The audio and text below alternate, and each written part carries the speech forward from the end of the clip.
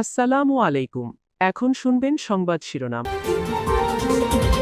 দীর্ঘ অপেক্ষা করেও তেল না পাওয়ায় ক্ষোভ, সাময়িক বন্ধ অনেক স্টেশন, সংকটের জন্য মজুতদারদের দুষছেন মন্ত্রী। এপ্রিলে দাম বাড়ছে না জানালেন উপদেষ্টা। বাইরে ঢাকার বাইরে থেকে হাম আক্রান্তদের রাজধানীমুখী চাপ, উপসর্গ নিয়ে 2 জেলায় আরো 4 শিশু মৃত্যু, 30 উপজেলায় চলছে বিশেষ টিকাদান। মামলায় গ্রেফতার সাবেক স্পিকার ডক্টর শিরিন শারমিন চৌধুরীকে নেওয়া হয়েছে আদালতে, চাওয়া হতে পারে রিমান্ড। সংস্কারে 11 দলের নতুন ধারাবাহিক কর্মসূচি ঘোষণা, গণভোট উপেক্ষা করে জাতিকে হতবাক ও হতাশ করার অভিযোগ বিএনপির বিরুদ্ধে। এতক্ষণ শুনছিলেন সংবাদ শিরোনাম, এবারে শুনবেন বিস্তারিত। তেল নিয়ে কমছে না গ্রাহক ভোগান্তি, বিভিন্ন জেলার পাম্পে আজও যানবাহনের দীর্ঘ লাইন। আবার তেল সংকটের কারণে সাময়িকভাবে বন্ধ রয়েছে অনেক ফিলিং স্টেশন। চাহিদার তুলনায় অনেক কম সরবরাহের কারণে রংপুর বিভাগের 8 জেলায় চরম দুর্ভোগ পোহাতে হচ্ছে ভোক্তাদের। তেলের জন্য এক পাম্প থেকে আরেক পাম্পে ঘুরছেন তারা। যেসব ফিলিং স্টেশনে জ্বালানি তেল মিলছে সেখানে বিক্রি হচ্ছে রেশনিং পদ্ধতিতে। পেট্রোল আর অকটেনের সংকটই বেশি। চট্টগ্রাম, রাজশাহী, ময়মনসিংহ ও খুলনা বিভাগের পাম্পগুলোতে তেলের জন্য অধীর অপেক্ষা গ্রাহকদের, বিশেষ করে বাইকারদের ভিড়ই বেশি। ঘন্টার পর ঘন্টা অপেক্ষা করেও তেল না পেয়ে খালি হাতে ফিরতে হচ্ছে অনেককে। পাম্প মালিকরা বলছেন, ডিপো ও ডিলার থেকে যে পরিমাণ তেল মিলছে তা কয়েক ঘন্টার মধ্যে ফুরিয়ে যাচ্ছে, ফলে কমছে না গ্রাহক ভোগান্তি। রয়েছি সেই পাম্পে মোটরসাইকেলের দীর্ঘ লাইন। তা যদি বলা হয় যে পর্যাপ্ত তেল রয়েছে, পর্যাপ্ত তেল সরবরাহ করা হচ্ছে, তাহলে মানুষের কেন এত ভিড় থাকবে? এই পাম্পে রেশনিং পদ্ধতিতে তেল দেওয়া হচ্ছে। মোটরসাইকেলগুলোতে 300 টাকার এবং প্রাইভেট কারগুলোতে 1000 টাকা। তাহলে বিষয়টা এমন দাঁড়াচ্ছে যে মোটরসাইকেল যদি আজকে 300 টাকার তেল সে নিয়ে থাকে, কাল পরশু বা একদিনের মধ্যে তার কিন্তু তেল শেষ হয়ে যাচ্ছে। অনেকের কিন্তু দিনের দিনও তেল শেষ হয়ে যাচ্ছে। সে কারণে তাকে আবার নতুন লাইন দিতে হচ্ছে সেই দিন, তারপরের দিন অথবা একদিন পর।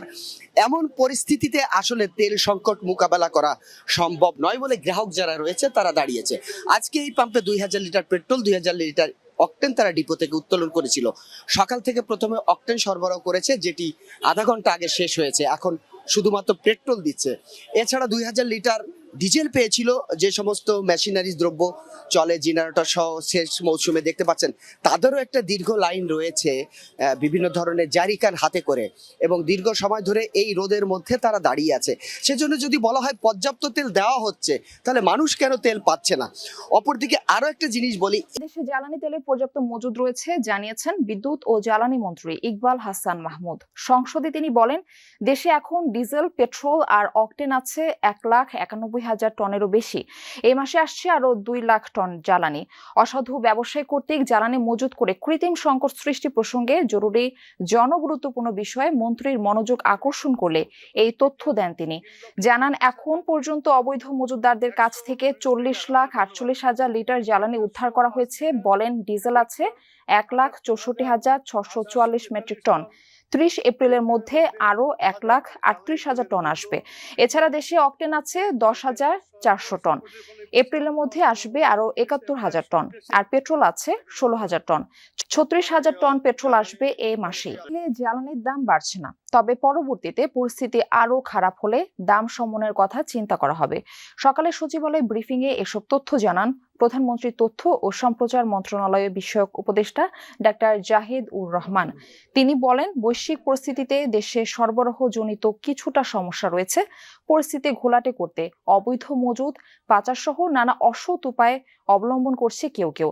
ডাক্তার জাহিদ উর রহমান আরো বলেন, আগের সরকারের গাফিলতির কারণে হামের টিকার সংকট শুরু হয়েছে। সারা দেশে 3রা মে থেকে হামের টিকা দেয়া শুরু হবে। জানান, কৃষক কার্ডের জন্য 1,150 কোটি টাকা বাজেট বরাদ্দ হয়েছে। তিনি বলেন, দুদক পুনর্গঠিত হওয়ার পর শুধু অন্তর্বর্তী সরকারের সময়ের দুর্নীতি নয়, বর্তমান সরকারের সময়েও কোনো দুর্নীতি হলে তারও তদন্ত নিয়ে গত 24 ঘন্টায় রাজশাহীতে 3 ও ময়মনসিংহে 1 শিশু মৃত্যু হয়েছে। রাজশাহী মেডিকেল কলেজ হাসপাতাল কর্তৃপক্ষ জানায়, গত 24 ঘন্টায় হামের উপসর্গ নিয়ে চিকিৎসাধীন অবস্থায় মারা গেছে 1 শিশু। আর নগরীর বেসরকারি রয়্যাল হাসপাতালে মৃত্যু হয়েছে 2 শিশুর। ময়মনসিংহ মেডিকেলে হামের উপসর্গ নিয়ে মারা গেছে 9 বছর বয়সী 1 শিশু। তার বাড়ি শেরপুরে। রাজশাহী ও ময়মনসিংহ বিভাগ ছাড়াও বরিশাল, চাঁদপুর, শরীয়তপুর সহ বিভিন্ন জেলায় হাম আক্রান্তের সংখ্যা বেড়েই চলেছে। এদিকে তৃতীয় দিনের মতো দেশের 18 জেলার 30 উপজেলায় চলছে হামের বিশেষ টিকাদান কর্মসূচি।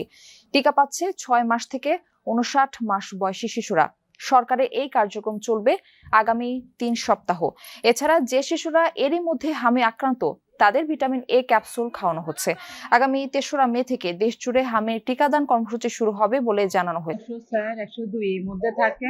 বাচ্চাকে সচেতনতার সহিত আপনি বাড়িতে রাখুন, পরিষ্কার পরিচ্ছন্ন রাখুন। বিশেষ কোনো প্রয়োজন ছাড়া বাইরে না নিয়ে আসাটাই জরুরি বলে আমরা মনে করছি। হাসপাতালে যেখানে হামাক্রান্ত রোগীদের জন্য একটা আইসোলেশন ওয়ার্ড রয়েছে, আমি এখন সেই ওয়ার্ডে রয়েছি।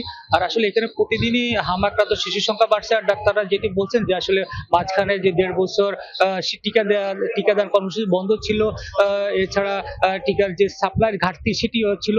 এছাড়া আসলে নোয়াখালীর যে বিচ্ছিন্ন চরাঞ্চলগুলো রয়েছে সেখানে আসলে মানুষের অসাবধানতা, অসচেতনতা, অভিভাবকদের আসলে অসচেতনতা নানা কারণে আসলে আবার ডাক্তাররা তারা যারা টিকাদান কর্মসূচিতে রয়েছেন, যেসব স্বাস্থ্যকর্মী তারা আসলে ধর্মঘট ডেকেছেন তাদের নানা দাবির বিষয়। আসলে নানা কারণে একটি গ্যাপ, একটা শূন্যতা ছিল, বা যে এই সুযোগে অনেক শিশু টিকাদান থেকে বঞ্চিত ছিল। আসলে এ কারণে এখন হঠাৎ করে আসলে শিশু আক্রান্ত সংখ্যা বেড়েছে। তবে আসলে নোয়াখালী যে সদর হাসপাতালে কি পরিমাণ প্রতিদিন রোগী বাড়ছে সেটা যদি আমি একটি পরিসংখ্যান দিই, আজকে বিকেল নাগাদ হয়তো বা আজকের পরিসংখ্যান আমরা জানতে পারবো, কিন্তু গতকালে 14 জন নতুন করে রোগী ভর্তি হয়েছে। এর আগের দিন 11 জন, এর আগের দিন 8 জন, অর্থাৎ প্রতিদিনই রোগীর সংখ্যা বাড়ছে। এবং এখানকার যে চিকিৎসক রয়েছেন তারা বলছেন যে আসলে সারা দেশের যে বিশেষ টিকাদান কর্মসূচি চলছে, অর্থাৎ 18টি জেলার 31টি উপজেলা, আসলে নোয়াখালী তো সেটির আওতায় আনা দরকার, কেননা এখানে যে প্রাদুর্ভাব দিন দিন বাড়ছে, না হলে এখানে আসলে ঠেকানো মুশকিল হয়ে পড়বে ডাক্তারদের চিকিৎসা।